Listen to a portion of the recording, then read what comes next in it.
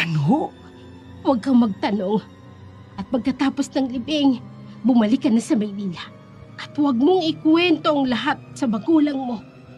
Pero paano kayo, Nana? Baka kung... Hindi niya magagawa yun sa akin, Russell. May awa ang Diyos. Magpahinga ka. 3 araw ka nang kulang sa tulog.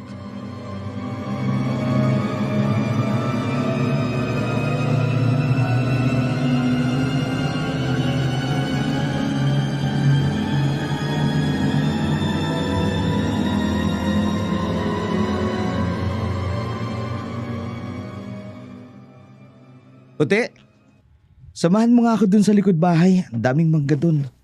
Natanaw ko mula sa bintana kanina. Halika, may pangontra ka naman sa aswang, di ba? Tsaka walang aswang kung umaga, di ba? Kapag maliwanag, tulog sila, di ba? Siguro.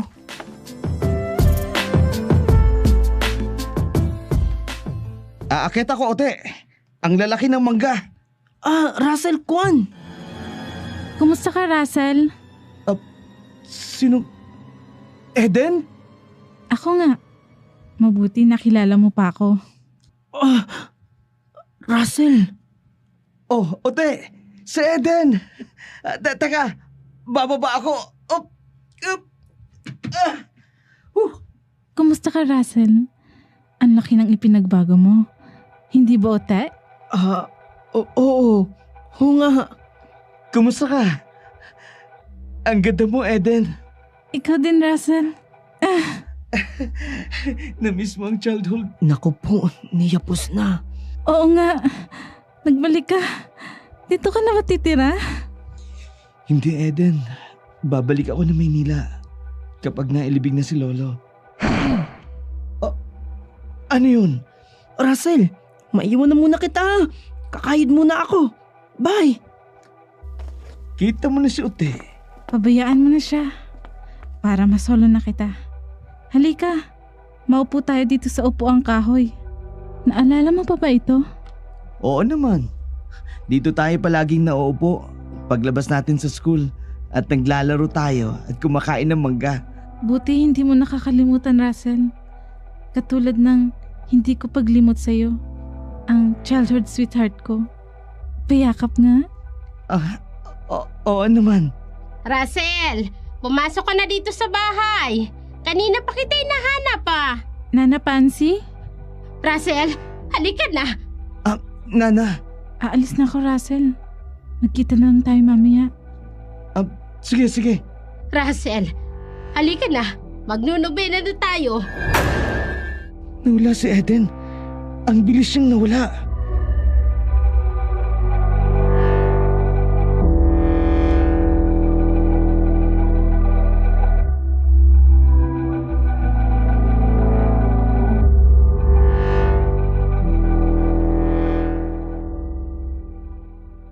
Russell, kabilin-bilinan ko sa'yo na huwag kang basta makikipag-usap sa kahit kanino habang hindi pa naililibing ang lolo mo. Batang ito, oo. Hindi mo alam ang peligro na maaari mong harapin. Nana, si Eden lang naman yun. Yung kababata kong anak ni Mang Basilio. Kaya nga kita tinawag. Nagkita na pala kayo. Umiwas ka sa kanya, Russell. Sinasabi ko, umiwas ka sa kanya. Pero Nana, mabait naman siya saka... Maganda. Ang kagandahan niya'y peke, Russell. Ibang klaseng babae siya. Hindi katulad ng karaniwang babae na nakilala mo, Russell. Makinig ka sa akin. Alam ng lahat dito kung sino ang ama niya. Kaya utang na loob. Ang pag-iwas mo ay makagagaan sa loob ko. At maaaring tulungan mo ang mga taga rito. Nana, hindi ko po kayo maintindihan. Pero sige ho, susundin ko kayo. Pero sa isang tanong, Nana. May kinalaman ba siya sa kamatayan ng lolo ko? Wala. Wala siyang kinalaman. Pero ang mga kamag-anak niya, silang may kagagawa ng pagkamatay ng lolo mo. Kinain nila ang puso at atay ng lolo mo. Gusto mo bang mangyari yun sa'yo?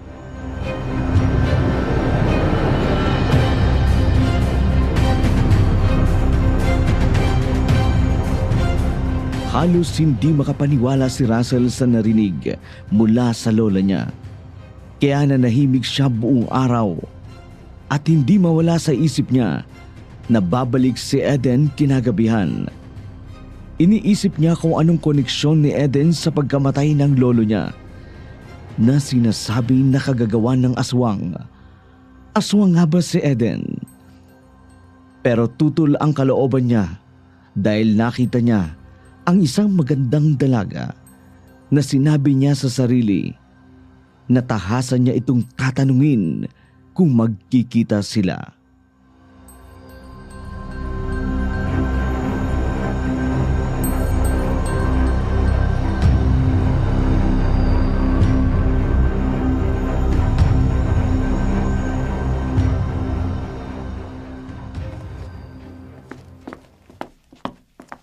Russell, bakit hindi ka mapalagay?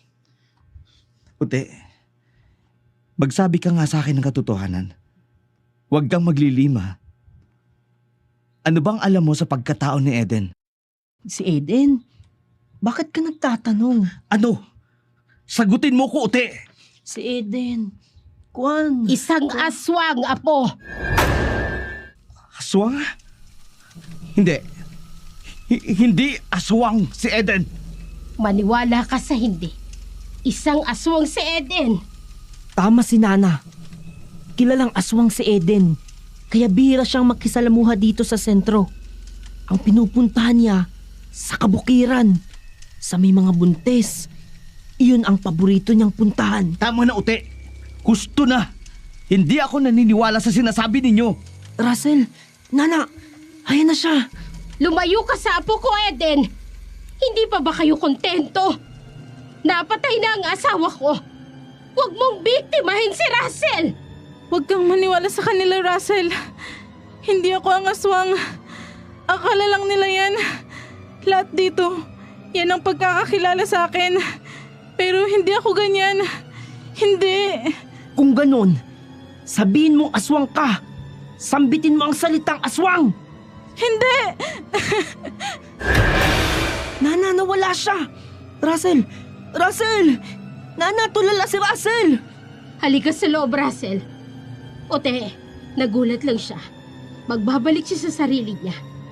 Tama lang na huling lamay mamayang gabi. Kailangang mailibing na ang patay para tumigil na si Eden sa pagpunta dito.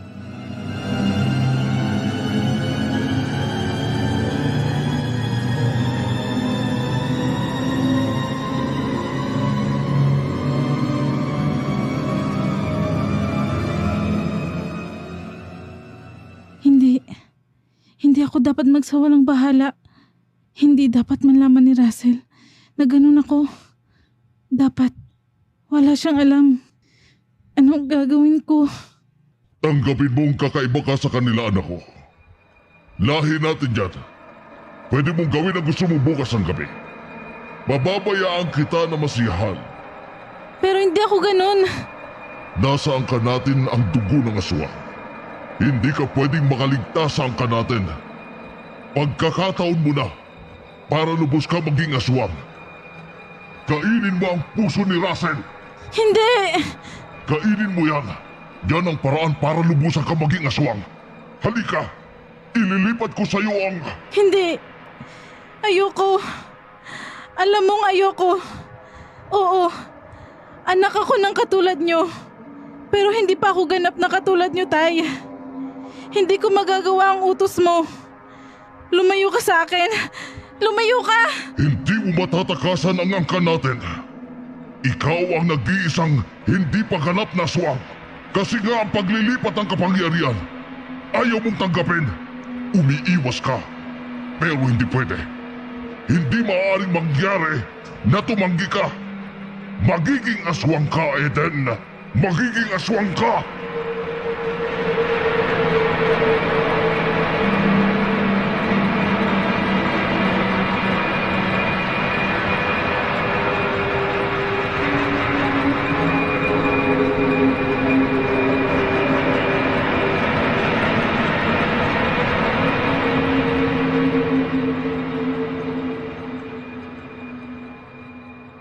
Magdala kayo ng pangontra sa aswang. Hindi malayong may sasama sa paglibing. Opo, Nana. Russell, wala kang kibo. Wala lang. Kailangan lang mailibing na si Lolo. Aalis na ako kaagad para makahabol ako sa huling biyahe. Tama yan. Dapat kang makaalis dito. Kasi baka hindi ka tigilan ni Eden. Uti, tama na yan. Hindi aswang si Eden. Tara na kayo. Sakay na kayo sa mga sasakyan ninyo. Hindi tayo dapat abutin ng takip silim. Maaga pa, Nana. Makakalis pa po ako. Mga bandang 5:00 babalik na ako na Maynila. Mabuti nga. Tara na kayo.